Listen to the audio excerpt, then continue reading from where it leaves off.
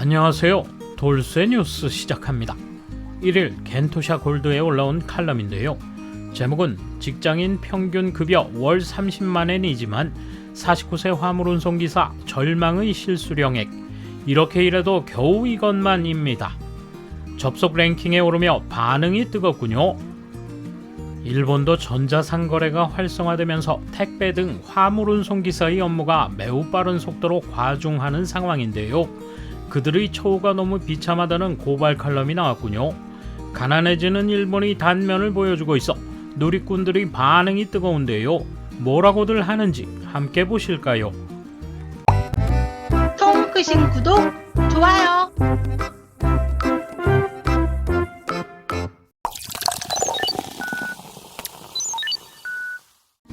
코로나19 사태로 인터넷 쇼핑을 하는 사람이 늘었지만 그에 따라 바쁘게 사는 것이 화물운송 기사다.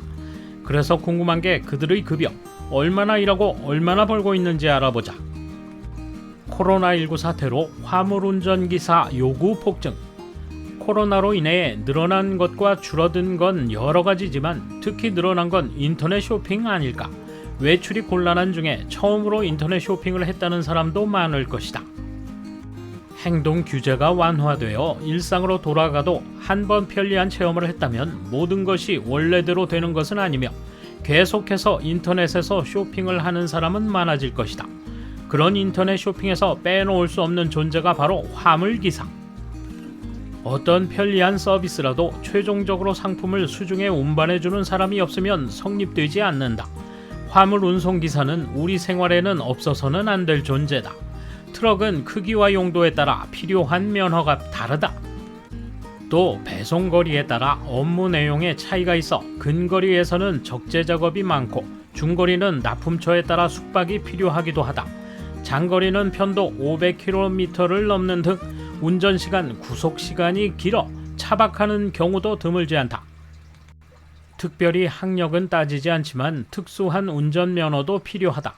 운전하는 자동차, 취급하는 물건에 따라 견인 면허나 위험물 취급자 등의 자격이 필수인 경우도 있다. 화물운송기사의 학력을 살펴보자.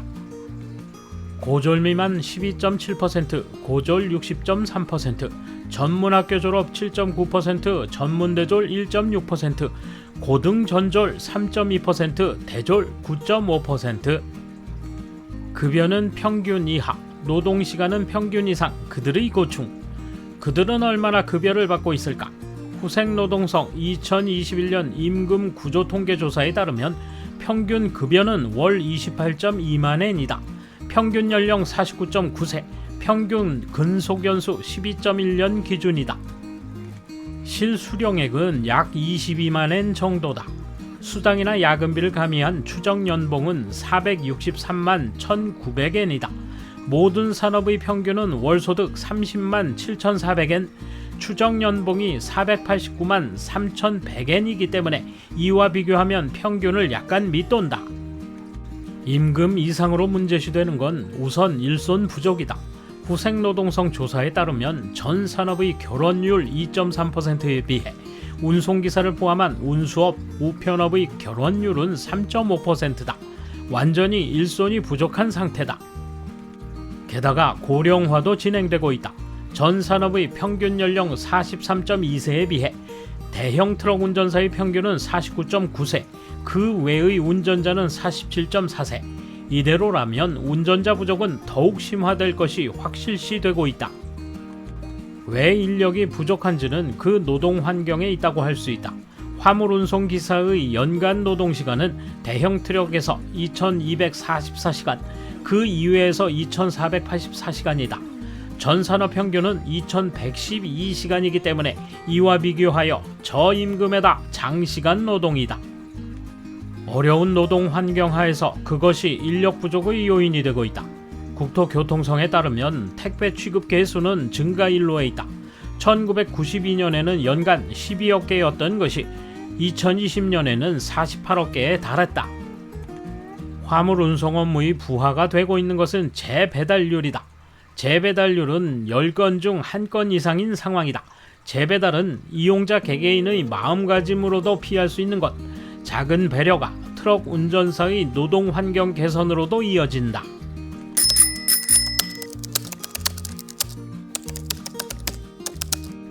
인력이 부족하면서 급여가 오르지 않는다는 것은 수요와 공급으로 가격이 결정된다는 기능이 완전히 엉망이 되어 있다는 것을 나타냅니다.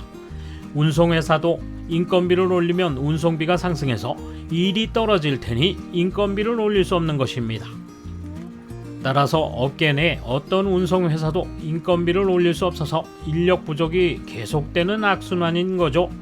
외국처럼 기업별 노동조합이 아니라 산업별 노동조합을 결성해서 기사의 급여를 일률적으로 올리도록 압박할 수밖에 없을 것입니다. 어느 회사나 저출산 고령화로 젊은 인재 뺏기에 열중하고 있다. 그렇지만 요즘 젊은이는 그동안 많은 국민을 속여온 악덕 기업에 다니지 않는다는 걸 알아야 한다. 악덕 기업이 모든 것을 고치지 않는 한 모집에 응모하지 않을 것이고 곧 퇴직할 것이다. 적재가 정상적인데도 뭐가 장시간 노동을 시키고 있을까?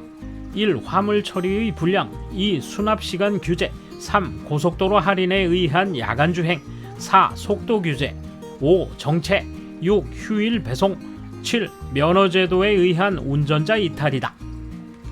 사고나 위반이 일어날 때마다 베테랑 운전자들도 규제에 묶여 환경이 까다로워졌다. 또 환경 문제 때문에 무리하게 많은 장치가 달려 트럭의 유지비도 급등했다. 따라서 인건비 인상이 어렵고 운임 또한 올리지 못한다. 결국 임금 인상만으로 해소할 수 있는 문제가 아니다. 현실적으로 운전 일을 좋아하는 사람은 신경 쓰지 않는 부분일 수도 있지만 실질적 시간급으로 따지면 어느 파견 회사의 시급보다 낮을 것입니다. 게다가 면허는 회사의 자격이 아니라 개인의 자격이기 때문에 모두 개인에게 그 영향이 미칩니다. 만약 면허가 취소되는 일이라도 생기면 당연히 일자리를 잃게 되고 일반 생활에도 지장이 생깁니다. 곰곰이 생각하면 의외로 걸리는 일이 너무 많은 직업인 것 같아요. 트럭 운전자가 부족하다면 우선 운송업의 월급 형태를 재검토하지 않으면 안 된다. 그러나 단순히 화물 운송기사의 수를 늘리려면 면허 취득을 지원하면 된다고만 생각하는 일본 정부다. 아무리 면허 취득에 보조를 해봤자 구인 광고를 보면 부족한 것에 비해 월급이 맞지 않아 미스매치인 경우가 많다. 이것은 지금까지 운송업을 경시해온 증거이기도 하다. 진심으로 부족하다고 생각한다면 현실적인 월급을 지급해야 한다. 그걸 외국인으로 메우려 한 것도 이 나라의 실패이며 월급이 오르지 않는 일본, 싼 일본이 되도록 한 원인이라고 생각한다. 대졸자라면 화물 운송기사 같은 힘든 일은 하고 싶지 않겠지요. 저도 자동차 정비사를 하고 있습니다만 마찬가지로 인재 부족 속에서 구인 모집을 해도 전혀 응모가 없습니다.